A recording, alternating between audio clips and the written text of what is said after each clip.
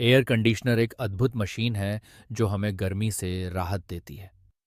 इसका काम करने का सिद्धांत थर्मोडायनामिक्स पर आधारित है। जब हम एयर कंडीशनर को चालू करते हैं तो ये कमरे के अंदर की गर्म हवा को खींचता है।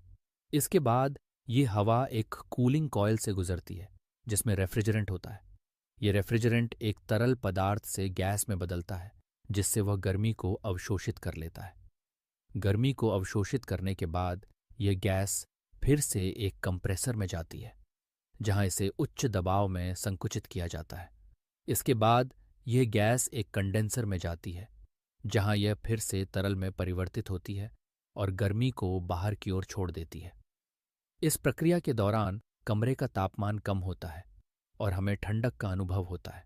इस प्रकार एयर कंडीशनर हमें आरामदायक वातावरण प्रदान करता है।